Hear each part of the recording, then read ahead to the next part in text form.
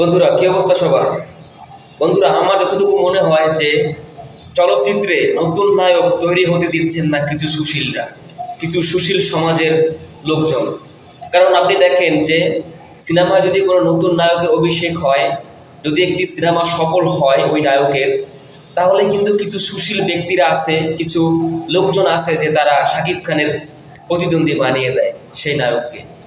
কিন্তু আসলে তারা জানে না যে শাকিব খান বাংলা চলচ্চিত্রে একদিনে আসেনি। শাকিব খানের দীর্ঘ 25 বছরের আজকের এই অবস্থান।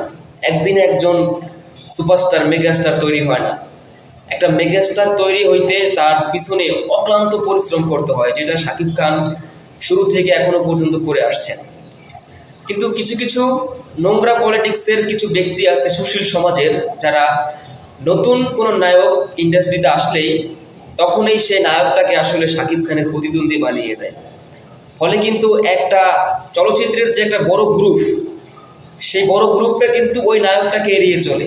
তখন কিন্তু আর ওই নায়কটার আসলে ওইভাবে ভালো কিছু করার বা ভালো রেসপন্স সিনেমার প্রতি, যে তিনি একটা ভালো ইফেক্ট ফেলবে বা তিনি যে ভবিষ্যতে ভালো কিছু করবে, ওই গ্রুপটার কিন্তু আর সাপোর্ট, ওই সিনেমা প্রেমের যে সাপোর্টটা, সেই সাপোর্টটা কিন্তু নতুন একটা নায়ক পায় না। ফলে একটা নায়ক এই ইন্ডাস্ট্রিতে কিন্তু তৈরি হয় না, যার জন্য আমাদের ইন্ডাস্ট্রির আজকে এই অবস্থা।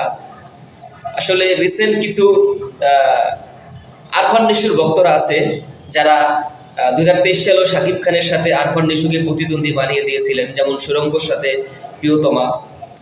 আসলে শাকিব খান শাকিব খানের জায়গায়, নিশু নিশুর জায়গায়। শাকিব খান সবসময় তার যত সিনিয়র আর্টিস্ট ছিল সবসময় তাদেরকে সম্মান করে কথা বলতেন, সবসময় তাদেরকে শ্রদ্ধা করতেন। কিন্তু আরফান নিশু গত বছর থেকেই যখন তার সিনেমা অভিষেক হয়, গত বছর না, যখন 2023 সাল থেকে যখন তার সিনেমা অভিষেক হয়, তখন থেকেই তিনি তার যে সিনিয়র আর্টিস্ট, তার যে প্রতিদ্বন্দ্বী শাকিব খান, তিনি কিন্তু শাকিব খানকে নিয়ে অনেক বাজে বাজে, অনেক খারাপ খারাপ কথা কিন্তু তিনি মিডিয়ার সামনে এসে তারপরে বলেছেন।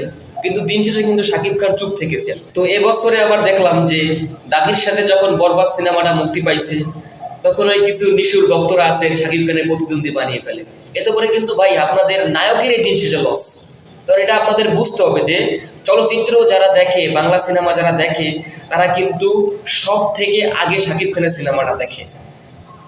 ফলে কিন্তু বাংলা সিনেমার যে একটা মেন যে দর্শক বা বাংলা সিনেমা যারা দেখে, ওই গ্রুপটা কিন্তু তখন আপনাদের ওই নায়কটাকে এড়িয়ে চলে। এর জন্য কিন্তু আমাদের ইন্ডাস্ট্রিতে ভালো ভালো নায়ক তৈরি হচ্ছে না বা হয় না। আমি নিঃস্ব